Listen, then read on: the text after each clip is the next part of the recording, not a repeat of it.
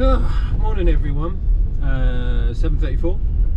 It's Tuesday, hopefully of the snap-on variety. As you can see, the second storm has arrived. We've got very strong winds and rain. Just on my way down to the shop, and it is blowing a gale, so it's going to be maybe some trees down, hopefully no pack cuts or anything like that today, but it certainly is gale force winds today. I think we've got this for today, and then it changes again tomorrow, and then we've got another one coming in after that. This afternoon we've got to jump onto the T5 and get that amp and sub fitted as soon as possible, because the customer's coming tonight to pick it up. And then later on I've got an X5 being dropped down, which has got radio issues, not working. They've changed the radio, they've tried looking at some stuff, but no joy, so we're going to have to go into fuses and modules, maybe break out the scan tool, all that fun stuff. No real subscriber change, still on to 2430 something or other, still the same. And that's about all I've got to tell you.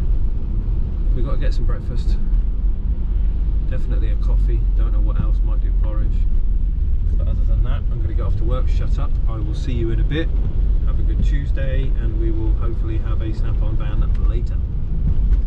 See you in a bit. Morning everyone. We're not going to get a Jody visit today, his wife is sick. So he's staying home to look after her. So instead of a snap on Tuesday, normal kind, I thought we'd do a little quick discussion about what you should get for a starter kit from Snap-on. Obviously, I've got quite the comprehensive toolkit. Now, not everyone is going to start like this, unless you're a millionaire and your dad's loaded, or you know, have an account with Snap-on for a mortgage.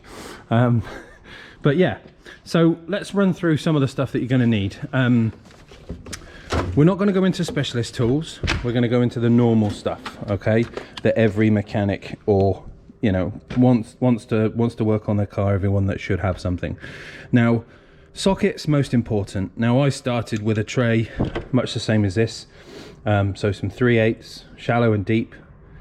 You don't need to go all out and have everything else, but certainly a set of sockets from, you know, I think the kit comes from 19 down to 8, and then you can buy the 6 and the 7 separately. But certainly a decent set of sockets, shallow and short.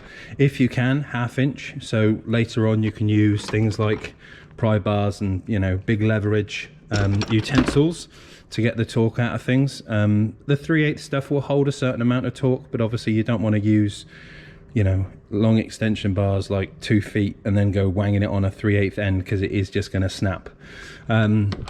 Most importantly, torque wrenches. If you've got the option to, have all three: 1/2, 3/8 and 1/4. These things will save your ass more than many times, and if you want to do a job properly, you need a torque wrench. It annoys me, the people that just gun things up and think that that's as good as it gets. You could either be 400 Newton meters or you could be 20, depends on the battery of the gun. So torque wrenches is a definite must. If you want to treat yourself, the basic ratchet sort of starter kit, the 3/8, the 1/2 and the 1/4, that's kind of like a definite must. But if you've got the time and you've got the money, then certainly go for some swivel head stuff. It makes reaching into places a lot easier.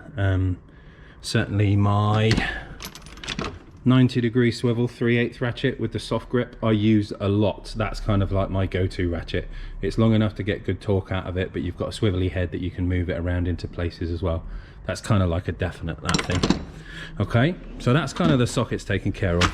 Obviously, if you're going to do wheel stuff, a good set of alloy sockets is also good to protect the alloys with the nylon kind of covers, the plastic covers. They're good, but that'll get you through the basics. Screwdrivers. Now, you don't necessarily need reams and reams and reams of them, but certainly a good starter kit. Now, in this one here, that's kind of like your basic starter kit. So you've got Phillips, you've got flatheads, you've got extensions, you've got shorties, that kind of stuff. That's kind of like a must. You need a good screwdriver set, and definitely, what with all the German cars on the market, a good torque set. Now I've got two kinds, obviously the shallow and I've got the long ones as well, but certainly some torque screwdrivers are going to be good. And if you can combine the two, then maybe you get the T-keys. That's kind of like a good proposal, but sometimes you need a little bit more length, so depending on what you're doing, sometimes the T-key is not long enough and a screwdriver will do. Okay, moving on from them, we've got the spanner sets. Now again, there's a comprehensive set. Some of mine are out actually, they're in the bag down there. Now we've got all of these different kinds of spanner sets that you can use in your boxes. Basically, ring spanners are good because you can get some really good purchase on even nuts that are a bit shady. Those things will get them off with ease. Socket spanners, a bit of both. They're a good idea because you get a mixture of everything, but you don't get all of the sizes. So if you want to treat yourself, you kind of go for a basic set, something like the flank drive or the ratchets. They're kind of like your starter kit. On from there, obviously you've got the intermediates, you've got the shorties, and then you've got all the angled stuff. But a basic starter kit, definitely some flank drives or some ratchets, or both if you can afford to do both. You'll figure out what is going to work for you and what is not, but that's kind of like your entry level. And if you can, then obviously then you start doing the bigger sizes down to the small sizes. Yeah, everything from that little thing to that monster. But in time. Now, we laugh about these kind of things, but it's kind of a must. A good hammer is certainly important when you are a mechanic. Sometimes you need to knock stuff off. A good dead blow is also a good idea. You can either have the ball end, obviously the metal one, or you can go for the softer hammer. But bear in mind, obviously this plastic will give through time. That one will just mar, but keep whacking. Hammers are kind of decent. Next thing that's most important, a good pry bar set. The amount of times mechanics use these things for leverage and things like that, you'll be... It's kind of like them forgotten tools. Like, you don't necessarily think about it right up until the point when you actually need to put some pressure on something and you've got nothing to give. So if you're going to do a starter kit, decent set of pry bars, that's definitely worth a go. Also, depending on, as we've got this drawer open, if you are going to do silly things like, you know, brakes and stuff like that, a nice little punch set, that's also worth it. And if you're going to do brakes again, the old knockoff set, the impact driver, is certainly worth it as well. Now, from the basics, you then move on to specialist stuff. So if you want to start speeding up your workings, then you start looking at the electric tools, and in which case things like bit drivers,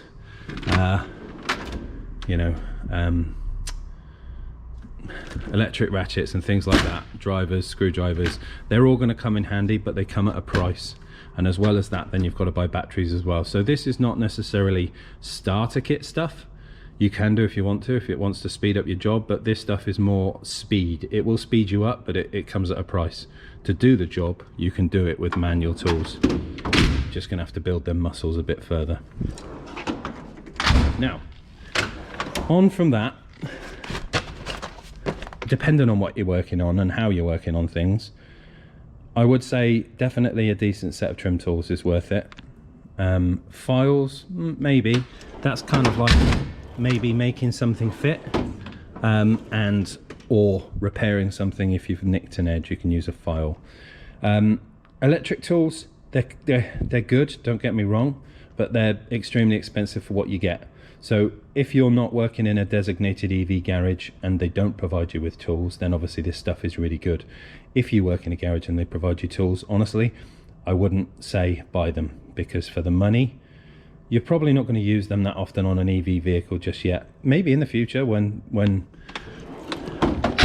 we all go hydrogen. But yeah, for now, certainly not to be purchased in a rush. I wouldn't spend your money on that. Pliers, definitely a good thing. Side cutters, some kind of grip is always needed for little jobs and pulling jobs. I would say more than anything, a decent set of pliers is kind of important. and then you can start again specifically buying angled stuff to suit your job and make it easier depending on what you are doing. Tin snips, maybe, if you're going to be a welder. I wouldn't worry too much about them though. Now, something that is overlooked, torches and multimeters. It is kind of a must that you have a torch and a multimeter because you need to see what you're doing. There are a range of different stuff out there. The pen lights are very good for getting into small spaces, but you can lose them easily or they get broken easily. So we do go with the old trusty. I like the slimline lights because it's a good sized torch and you get to poke the end of this torch in really thin small spaces to be able to see stuff. It's not the best when you're trying to see past something because this light strip will light up everything around the hole, not inside the hole. And that's probably where you need the pen light more than anything. Again, guns, they're good. They will speed up your job, but they don't necessarily need them to do your job. Mole grips. Good set of mole grips, definitely worth a shout. These will obviously grip onto stuff, and once you've adjusted your ratcheting sort of end, you can get a good clasp on stuff. I'm not saying that you need all set, but certainly a few long nose and some stubbies will certainly get you out of some stum, and will hold things when you need to kind of get a purchase on something that is either gone thread wise or head wise. You'll use them to get out of trouble, definitely. Last but not least, I would probably say a decent set of Erwins. You will thank me later. Future Al has, or past Al has thanked me many a time for buying these things. It's not often you will get to stuff that's rounded off, but when you do, these things are a lifesaver. I wouldn't really say they're a must, but they are definitely a get out of jail free card. If you find that you get on that vehicle that somebody else has had a pop at, you know, the ones that they think they know what they're doing, and rounded everything off till kingdom come, or they've done it up with a gun so tight that it's broken, and obviously you get to a spherical washer rather than a nut. These things will help. So if you're going to do a job where things are a bit old and a bit crusty, whacking on a couple of these and then spinning them off, you will thank me later. I'd kind of say that's like, yes, you need some of them, definitely.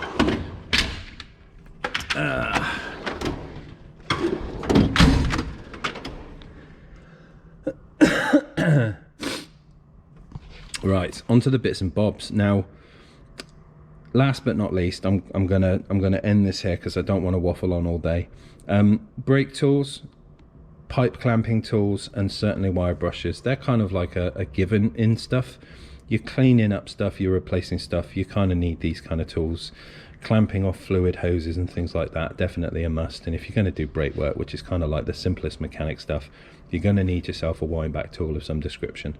If you can, certainly a pad spreader also helps. This thing is a bit of a lifesaver. It saves you time with two of those pushing backwards and forwards, watching the pistons come in and out, laughing at you. That thing there kind of saves a lot of time. But yeah, that's kind of like my basics of a mechanic's kit that you need to buy to be able to do some kind of jobs on a car. Not saying it's everything. You'll probably find you want to get more stuff in the future, but certainly that will give you a good start. Anyway, that's it for Tuesday. I'm going to shoot off home. I will see you tomorrow morning. Bye.